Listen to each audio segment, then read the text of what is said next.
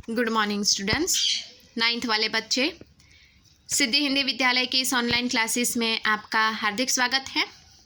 अब बच्चों यहाँ पे ये जो हमारा दूसरा पार्ट है लहासा की ओर, ठीक है, ये पार्ट की शुरुआत हमने की है जिसमें हमने देखा कि लेखक जो है नेपाली रास्ते से यहाँ पे तिब्बत जाते हैं और तिब्बत में जिस प्रकार से यहाँ पे स्थिति है उसके बारे में बताया कि उस समय भारतीयों को तिब्बत जाने की मनाही थी और यहाँ पे लेखक भिक्षुक का वेश धारण करके तिब्बत जाते हैं। और फिर यहाँ पे हमने ये भी देखा कि किस प्रकार से वहाँ के जो लोग होते हैं वो किसान जो होते हैं दुर्ग में यानी कि उस किले में रहते हैं और आने जाने वाले जो राहगीर होते हैं उनकी मदद करते हैं। वो उनके ऊपर राहगीर के ऊपर इतना विश्वास करते हैं कि अपने बावर्ची खाने में भी उनको चाय बनाने के लिए वो इजाज़त देते हैं। करीबन यहाँ तक हमने देखा था। वहाँ पे जैसे कि छुआछूत है, जो भेदभाव है, धर्म है, इस प्रकार की कोई भी वहाँ पे समस्या नहीं थी। औरतें भी यहाँ वहाँ पे वो पर्दा करके नहीं रहते थे। तो यहाँ तक करीबन हमने देखा था आगे वाले वीडियो में। अब यहाँ पे थोड़ा और आगे देखते हैं कि परित्यक्त चीनी किले से जब हम चलने लगे तो एक आदमी राहदारी मांगने आया। हमने वह दोनों चिट्ठियाँ उसे दे दी। शायद उसी दिन हम थोडला के पहले के आखिरी गांव में पहुंच गए। वहां भी सुमति के जान पहचान के आदमी थे और भीख मंगे रहते भी ठहरने के लिए अच्छी जगह मिली। 5 साल बाद हम इसी रास्ते लौटे थे और भीख मंगे नहीं, एक भद्र यात्री के वेश में घोड़े पर सवार होकर आए थे, किंतु उस वक्त किसी ने हमें रहने के लिए जगह नहीं दी और हम गांव के एक सबसे गरीब झोपड़े में ठहरे थे।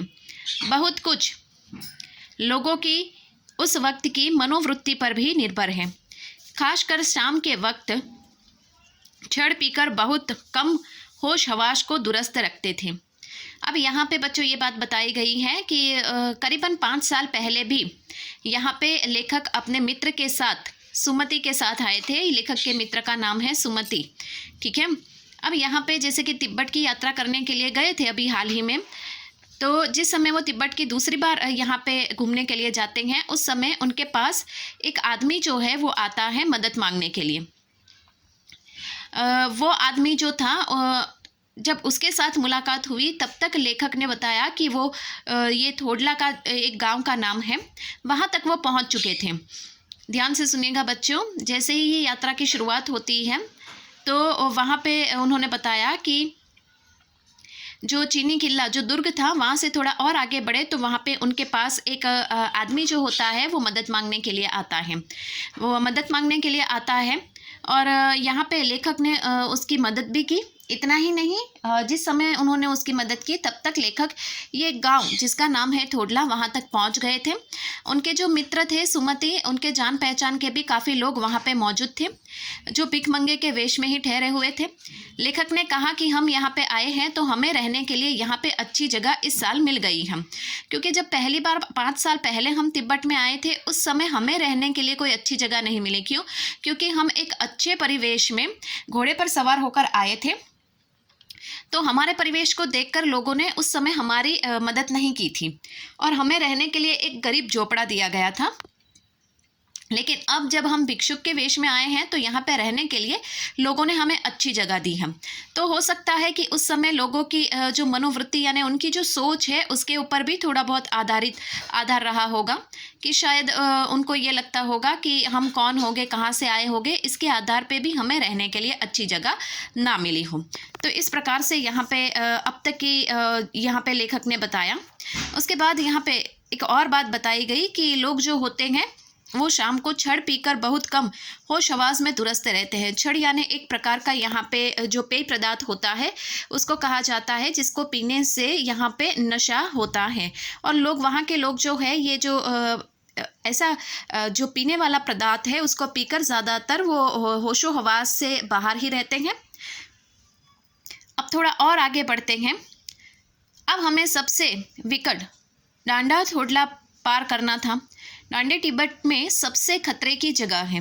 16-17 हज़ार फीट की ऊंचाई होने के कारण उनके दोनों तरफ मीलों तक कोई गांव गिराव नहीं होते। नदियों के मोड़ और पहाड़ के कोनों के कारण बहुत दूर तक आदमी को देखा नहीं जा सकता था। डाकुओं के लिए यह सबसे अच्छी जगह थी।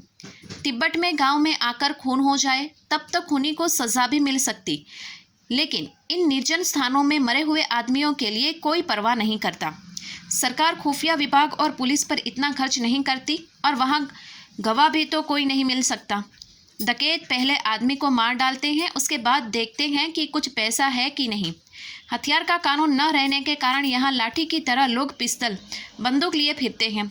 डाकू यदि जान से न मारे तो खुद उसे अपने प्राणों का खतरा है। गांव में हमें मालूम हुआ कि पिछले ही साल ठुंडला के पास खून हो गया।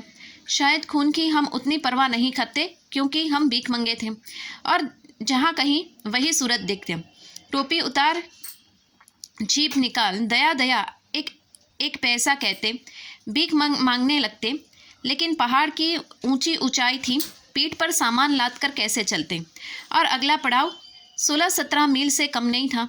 मैंने सुमति से कहा कि यहाँ से लटकोर तक के लिए 2 घोड़े कर लो, सामान भी रख लेंगे और चढ़ चलेंगे। अब यहाँ पे ये जो परिच्छेद है बच्चों, इस परिच्छेद में यहाँ पे लेखक ने बताया कि हम जिस गांव में रुके थे ठुंडला में, अब हमें वहाँ से कहाँ जाना था, जो दूसरा गांव है वहाँ तक। लेकिन जो यहाँ इस ठुंडला गांव से हमें डांडे तक का जो सफ़र था वो थोड़ा कठिन था। क्यों? क्योंकि वहाँ पे जो पहाड़ी इलाका था वो पहाड़ी इलाका ऊंचाई पर था और करीबन 16-17 हज़ार फीट मतलब ऊंचाई थी। तो अब ये यात्रा करने के लिए हमें थोड़ा सा यहाँ पे भय हो रहा था, डर लग रहा था। क्यों? क्योंकि वहाँ पे नदियों और पहाड़ों का समन्वय था, मतलब नदियाँ और पहाड़े वहाँ पे ज़्यादा थे। लोगों को आना जाना नहीं था, जंगली इलाका था। इसका मतलब वहाँ पे डकैत ज़्यादा रहते थे, डाकू लोग ज़्यादा रहते थे। इतना ही नहीं, उन्होंने बताया कि उस समय मतलब वहाँ पे जो डाकू होते हैं वो आने जाने वाले कोई भी इंसान होते हैं उसके ऊपर हमला करते हैं। पहले उसकी जान ले लेते हैं, फिर देखते हैं उसके पास कोई पैसा है या नहीं। अगर ऐसा कुछ मिलता है तो वो ले लेते हैं। तो इस तरह से वहाँ पे वो निर्जन जगह है, इसके लिए वहाँ पे किसी इंसान की मृत्यु हो जाती है तो पता भी नहीं चलता। अगर गाँव में किसी इंसान की मृत्यु होती है तो पता चल जाता है, लेकिन वहाँ पर अगर इतनी ऊँचाई पर 16-17 हज़ार फीट पर जो डाकू रहते हैं वो अगर किसी की जान ले ले तो किसी को कोई परवाह नहीं, अर्थात उसका कोई पता नहीं लगता है। जो पुलिस विभाग है वो भी वहाँ पे, जैसे सरकार जो होती है वहाँ पे उन्होंने कुछ ज़्यादा इतना ध्यान नहीं दिया, इतना खर्चा नहीं किया, जिसकी वजह से वहाँ पे कौन किसने किसको मारा ये पता नहीं लग पाता है। आखिरकार ये बात ऐसी की ऐसी ही रह जाती है। लेखक ने ये भी बताया कि हमें वहाँ पे ठुंडला गांव में ये भी पता पड़ा कि पिछले ही महीने अर्थात थोड़े समय पहले ही वहाँ पे शायद एक खून हो चुका था, जिसकी अभी तक जांच पड़ताल अभी हुई नहीं है।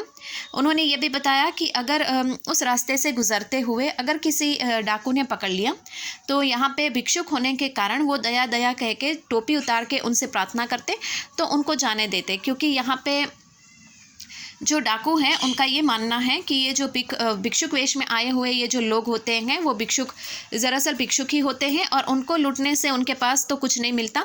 आखिरकार वो हमें जाने देते हैं। इसके लिए यहाँ पे अपनी जान बचाने के लिए लेखक और उनके मित्र सुमति ने ये भिक्षुक वेश धारण किया था। अब यहाँ पे जैसे ही वो आगे बढ़ते हैं तो यहाँ पे बताया गया कि 16-17 हज़ार मतलब ये ऊंचाई पर चलना था, तो इतना मतलब 16-17 हज़ार फुट ये जो है वो गहरी खाई थी। पहाड़ी और नदियों का समन्वय वहाँ पे देखने को मिलता था और 16-17 मील ये दूरी हमें तय करनी थी। अब इतना पहाड़ी इलाका नदियों से भरा हुआ और इतना मतलब भयभीत इलाका पैदल चल के पूरा नहीं हो सकता।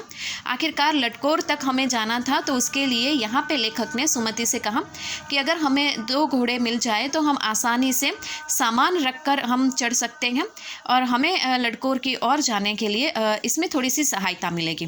तो बच्चों, आज के इस वीडियो में हमने यहाँ तक देखा कि तिब्बत की यात्रा करते हुए जो गांव बीच में आते हैं, हर एक जगह की स्थिति लेखक ने यहाँ पे हम परिचय करवाया। थोड़ा सा और बाकी है, नेक्स्ट वाले वीडियो में देखते हैं कि दूसरे दिन यहाँ पे जैसे कि इस गांव में रहकर उनको जहाँ लटकोर जाना है तो कौन कौन सी समस्या को उनको सामना करना पड़ता है वो हम देखेंगे। तब तक के लिए यहाँ पे रुकते हैं। Thank you.